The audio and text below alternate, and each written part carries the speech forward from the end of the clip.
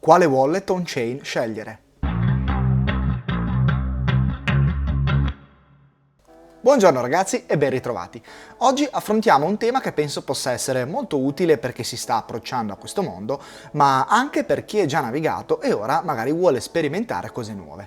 Parleremo di come scegliere un wallet on-chain e di quali sono le caratteristiche che dovremmo ricercare. Come penso sappiate, di wallet on-chain ormai ce ne sono veramente tanti e capire quale sia quello che fa per noi non è mai semplice. Cercheremo quindi di identificare quelli che sono da evitare e quelli che invece vanno presi in considerazione. Poi, ovviamente, non esiste il wallet perfetto per tutti, perché ognuno ha esigenze diverse, ma spero che questo video vi aiuti quantomeno a restringere il campo nella scelta. Prima di cominciare però vi chiedo cortesemente di iscrivervi al canale se ancora non lo avete fatto e di attivare la campanella, così sarete sempre aggiornati quando uscirà un nuovo video. Inoltre, se apprezzate i miei contenuti, potete supportare il canale donando anche solo un caffè utilizzando il QR code che compare durante il video oppure sfruttando il Lightning Address presente in descrizione. Io vi ringrazio di cuore e ora partiamo. La prima cosa da dire è che bisognerebbe preferire wallet Bitcoin only. Prima di tutto perché meno codice compone la vostra app o il vostro software, meno possibilità ci sono di bug o vulnerabilità. Poi dovremmo affidarci a wallet con codice open source, perché così saremo in grado di poter verificare il codice sorgente e vedere che cosa stiamo effettivamente installando sul nostro PC o sul nostro cellulare. Qui mi spiace per voi, ma devo partire con la mia prima riflessione. Dobbiamo partire dal presupposto che Bitcoin è un protocollo aperto. Questo vuol dire che, per esempio, non ha delle applicazioni specifiche, ma ognuno può costruirsi anche le proprie applicazioni. Questo vale anche per i wallet. Se uno è uno sviluppatore può crearsi il proprio wallet, oppure può compilarsi lui il codice di un software che vuole utilizzare per verificarne la genuinità, o ancora può semplicemente controllarne il codice sorgente. Questo però è fattibile solo se il codice è open source, che significa semplicemente che è pubblico, ok? Uno può andare su GitHub e cercare il codice di un determinato software e fare tutte le operazioni che abbiamo detto prima. Ci sono però anche software il cui codice è closed source. Cosa significa questo? Beh, significa che noi non potremo vedere il codice sorgente del software, ma dovremo fidarci dell'azienda che lo produce. Questo comporta, oltre al fatto di non poter verificare se ci siano delle vulnerabilità all'interno del codice, anche il fatto che dovremo sperare che non ci siano backdoors, ok? O che non ci sia la possibilità di venire in qualche modo a conoscenza dei segreti che custodiamo all'interno del software, come per esempio le nostre chiavi private. Ok, ma se non siamo sviluppatori e non siamo in grado di verificare il codice, che facciamo? Ecco, per esempio, io non sono uno sviluppatore e non sono minimamente in grado di verificare il codice sorgente, ma, nonostante questo, scelgo lo stesso un software con un codice open source. Se non siamo in grado di verificare noi stessi il codice, dobbiamo necessariamente delegare questo lavoro riponendo la fiducia in altre persone. Ed è qui che a mio avviso ci si trova davanti a un bivio. Da un lato ci fideremo di un'azienda che propone un software closed source, ok? Ma che speriamo che non faccia brutti scherzi, perché altrimenti potrebbe perdere credibilità e potrebbe anche arrivare a perdere tutto il suo business. Dall'altro lato invece ci affideremo a qualcuno che verifica il codice per noi. Possiamo anche chiedere a qualcuno di nostra fiducia che lo faccia, ma per sua natura il codice open source sarà verificato e attenzionato da parecchie persone con le competenze per farlo. Quindi è come se fosse sottoposto ad un costante controllo. Questo implica che ovviamente sarà setacciato anche da chi cerca vulnerabilità per poterle sfruttare, ma se si sceglie un software abbastanza conosciuto ed utilizzato, si può essere abbastanza tranquilli del fatto che se mai dovesse uscire un problema, questo venga scoperto e fissato in tempi abbastanza brevi, evitando quindi di creare danni. È per questa serie di motivi che io preferisco riporre la mia fiducia nella community piuttosto che in una sola azienda privata. Vi aggiungo solo due piccoli passaggi da fare quando si sceglie un wallet open source, che sono quello di verificare le firme. Questo passaggio ci assicura che il software che stiamo scaricando sia quello che è stato compilato dal developer e non magari un software malevolo che magari qualcuno ha scambiato per fregarvi, ok? L'altra cosa da fare, a mio avviso, è quella di seguire sui vari social i profili ufficiali del software e, se riuscite, anche degli sviluppatori, in modo tale da essere sempre aggiornati nel caso succedesse qualcosa.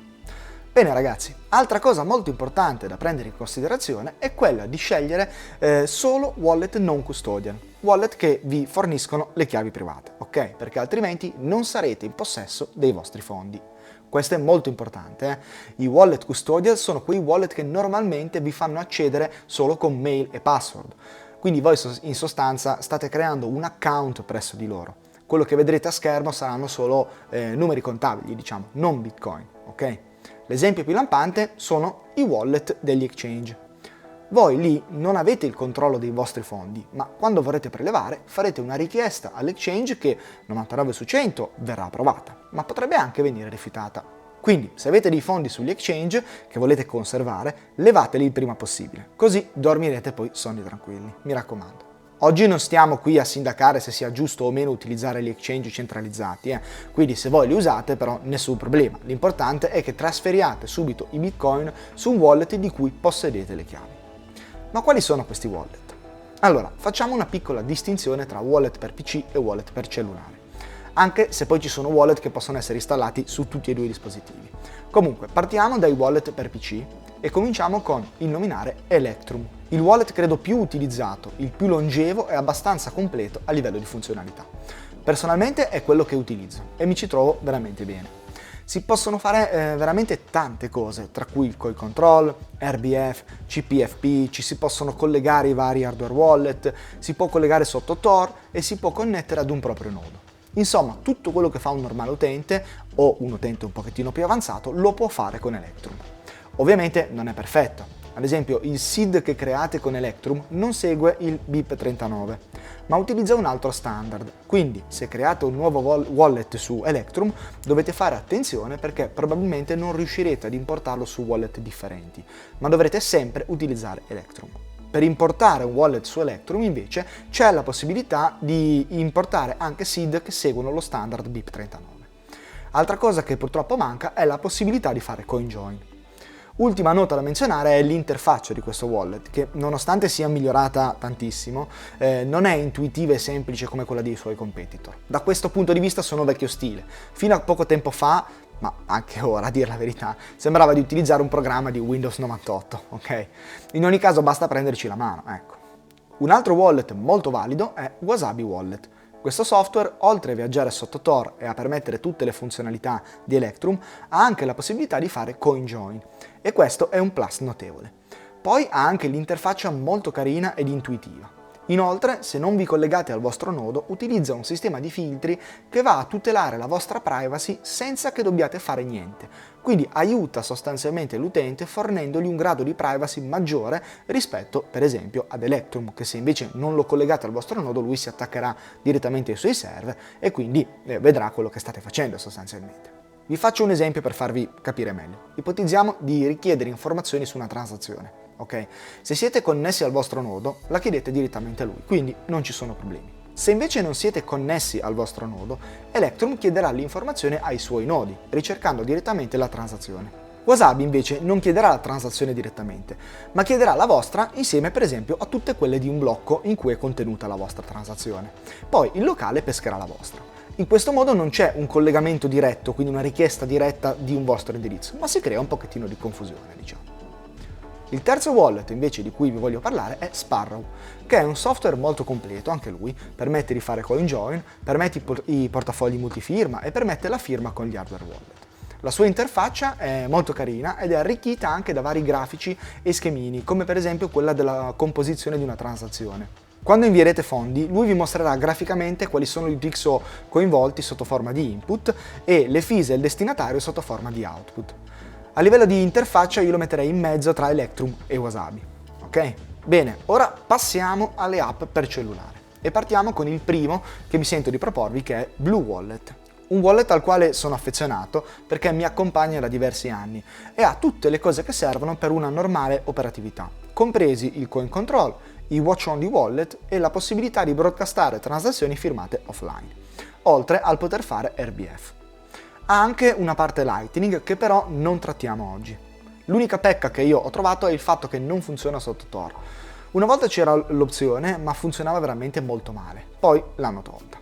Se vogliamo utilizzarlo sotto Tor dobbiamo utilizzare delle applicazioni terze. Okay? Un'altra cosa è il fatto che nel mio caso perde spesso la connessione con il mio nodo e questo ammetto che è un pochettino spiacevole. Di Blue Wallet esiste anche la versione desktop e ho fatto anche un video tutorial su questo wallet.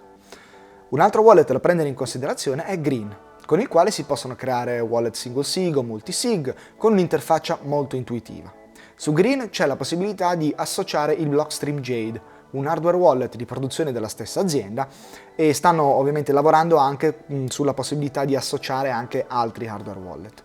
Quindi in sostanza voi, se volete, per inviare una transazione dovete prima firmarla con il Jade, e non però come abbiamo visto per il SigSigner, ok? Ma in maniera molto più rapida, perché il Jade e il wallet comunicano, ok? Un po' come accade sul vostro wallet desktop, ok?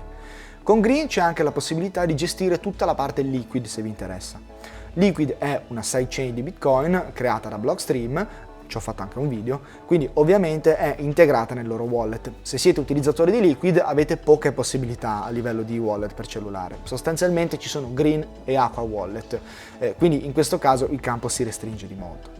Anche di Green esiste la versione desktop. L'ultimo wallet che voglio menzionare è Moon, che lavora in maniera diversa rispetto agli altri wallet. Il suo obiettivo è la semplicità di utilizzo. Infatti all'apparenza offre un sistema di recovery del SID molto più semplice. Per esempio ti fa utilizzare anche solo una mail e una password, ma in realtà sotto il cofano gira un qualcosa di un po' più complesso. Sostanzialmente Moon è un wallet multisignature 2 di 2, dove voi avete una chiave che è nell'app e potete salvare tramite mail e password, mentre l'altra c'è la Moon. Quando voi effettuate una transazione dovrete firmarla con la vostra chiave e servirà anche la firma di Moon, che possiede la seconda chiave. Questo ovviamente pone dei dubbi sulla custodia e sull'incensurabilità, perché per assurdo Moon potrebbe non firmarvi la transazione e quindi censurarvi. Ma per ovviare a questo, Moon vi fornisce anche la seconda chiave, quindi sostanzialmente voi avete tutte e due le chiavi, una nell'app e una offline, mentre Moon ne ha solo una. Nel caso ci fossero problemi di qualsiasi tipo, voi sarete in grado di recuperare i vostri fondi e mandarli ad un indirizzo on-chain di vostra scelta. Questo wallet è molto povero di funzionalità, sostanzialmente potete solo scegliere le fees per i pagamenti on-chain e poco altro, ma l'ho voluto nominare lo stesso perché comunque può essere un buon inizio per chi non ne sa proprio niente, perché cerca di rendere tutto veramente molto semplice, senza complicare la vita all'utente alle prime armi, che magari potrebbe confondersi le idee con tante impostazioni. Addirittura vi dà la possibilità di inviare e ricevere via Lightning, ma non lo fa utilizzando Lightning. Sembra un paradosso, ma praticamente voi vedrete un saldo unico nel vostro wallet senza distinzione tra on-chain e Lightning Network. Quando inquadrerete un QR code per inviare una transazione, lui riconoscerà se è una invoice o se è un indirizzo on-chain. Nel caso di una invoice, Moon farà un submarine swap, ok, e invierà i fondi via Lightning. Quindi non possiamo definirlo un wallet Lightning, ma vi dà la possibilità di utilizzare il Layer 2, ovviamente con costi più elevati, soprattutto in certi periodi, e appunto con la possibilità di incappare in malfunzionamenti temporanei quando appunto le fees sono elevate. In ogni caso su questo wallet molto probabilmente ci sarà un video, perché è vero che è utile soprattutto a chi ha le prime armi, ma può essere anche d'aiuto per chi è più navigato e ha necessità di fare swap da on-chain a Lightning, ma di questo appunto ne parleremo in un altro video. Come ultima tipologia di wallet non possiamo non parlare degli hardware wallet, o meglio dei signing device. Questi sono l'unica soluzione che deve essere adottata se volete detenere dei fondi nel lungo periodo e soprattutto se sono fondi di una certa entità. Tutti i wallet che abbiamo visto fino ad ora sono hot wallet, quindi le chiavi per firmare le transazioni risiedono all'interno del software e questo li rende di fatto molto meno sicuri rispetto ad un hardware wallet. Non dobbiamo utilizzarli quindi per conservare il nostro patrimonio, ma ci servono per avere un tot di fondi pronti all'uso e che terremo separati dai nostri risparmi, ok? Il portafoglio con il grosso dei nostri fondi necessita invece di avere le chiavi offline. Per poterli spostare sarà necessario il nostro intervento manuale utilizzando un dispositivo esterno e approvando noi qualsiasi transazione, ok? Così avremo un grado di sicurezza decisamente maggiore. Come hardware wallet troviamo quindi il Bitbox 02, un prodotto con un software open source molto facile da utilizzare e anche per chi non ha mai usato nessun tipo di dispositivo. Sul Bitbox ci ho fatto un tutorial, quindi se vi interessa potete andarvelo a vedere. Poi abbiamo il Coldcard, ok? Anche lui con software open source, molto utilizzato dai bitcoiner, soprattutto da quelli più esperti, perché ha un grado di complessità maggiore nel suo utilizzo. Bisogna studiarlo, bisogna veramente impratichirsi prima di poterlo sfruttare a pieno, ma questo è uno di quei prodotti che racchiude un po' tutte le caratteristiche che un bitcoiner ricerca. Infine vi cito anche il Seed Signer, sul quale anche qui ho fatto un video, perché ha la particolarità di poterselo costruire in casa con hardware che si trova facilmente negli store online, e questa è una caratteristica notevole a mio parere, oltre al fatto che, a differenza degli altri, lui non salva mai il seed al suo interno, ok? Ogni volta che spegnete il dispositivo lui si resetta e dovrete reinserire il seed per poterlo utilizzare. Ovviamente anche lui ha il software open source. Alcuni di questi hardware wallet hanno la loro app che si può utilizzare come interfaccia, ma la combo migliore è quella di associare un hardware wallet ad un software wallet di quelli che abbiamo descritto sopra. Così potrete utilizzare il wallet che preferite, ma dovrete firmare offline le transazioni per poterle inviare. Bene ragazzi, siamo giunti direi alla conclusione di questo video. Spero che vi possa essere utile nella scelta del vostro wallet. Un ultimo consiglio che mi sento di darvi è quello di provarli tutti, testateli, giocateci un pochettino, così riuscirete a capire meglio qual è quello che fa per voi, ok? La prossima settimana vedremo i wallet Lightning, ma ora ditemi la vostra, quale wallet utilizzate, con quale vi trovate meglio, scrivetemelo qua sotto nei commenti. Scrivete pure anche se avete domande o dubbi, che io vi rispondo, ok? E se il video vi è piaciuto vi chiedo cortesemente di lasciare un bel like, un bel mi piace, così mi aiutate a far girare di più questo video. Noi ci vediamo mercoledì prossimo con un nuovo video. Ciao!